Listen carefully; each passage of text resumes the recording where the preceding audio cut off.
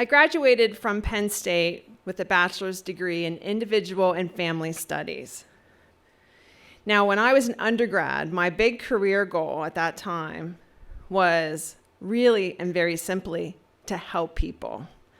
That was what I came out of my undergrad with. And so within about a month, I was hired as a psychiatric caseworker at the Houtzdale Partial Hospitalization Program, which was located in rural Clearfield County, Pennsylvania. I was 21 years old.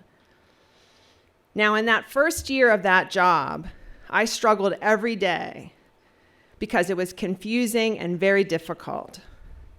Because the job was a mix of social work, counseling, and psychoeducational kinds of things. And those types of things were around helping people who were psychiatrically disabled live in the community independently.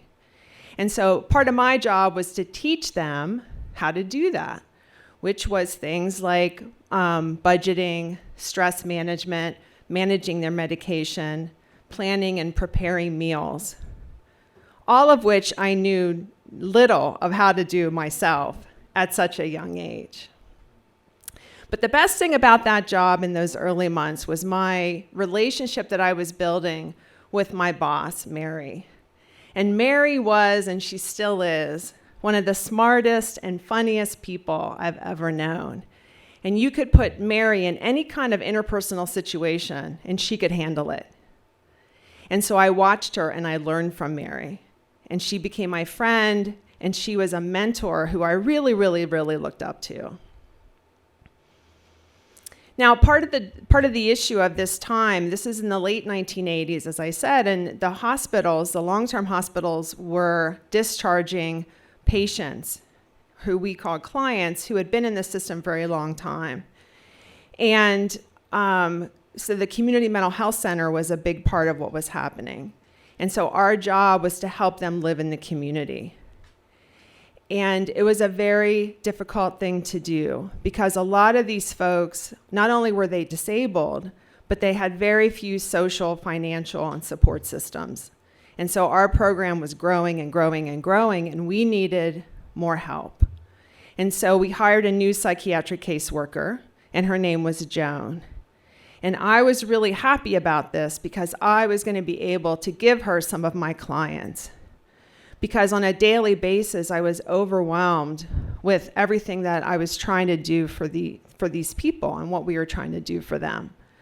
And so Joan took some of my caseload, and one lady in particular, her name was Dolores. And I hadn't had a whole lot of success with Dolores. She needed a lot of help with activities of daily living and hygiene and things of that nature. But Joan, even in those early months, she developed a really good rapport with Dolores. And they started working on all these things. So much so that one day I was finishing running a current events group. And Joan walked into the room and she said, "Hey everybody, can I have your attention?" So there was 20 or 25 of us in the room. We turn, we'd look. And in walks Dolores. And she stands there. And we all go silent. And then everybody erupts.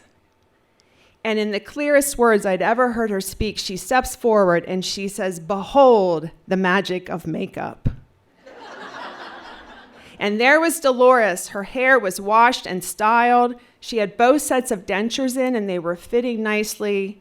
And she had a perfectly applied makeup on her face. And you could tell that she felt great and she looked great.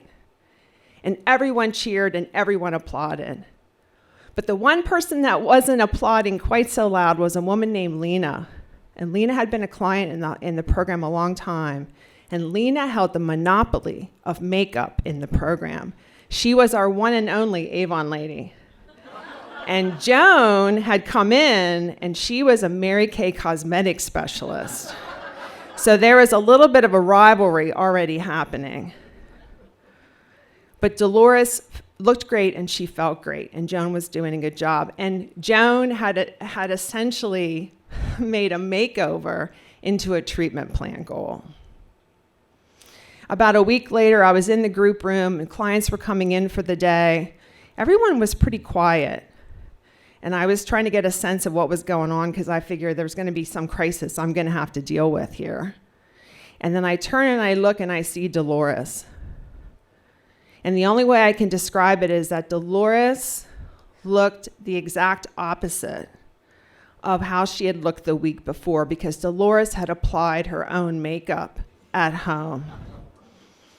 Yeah.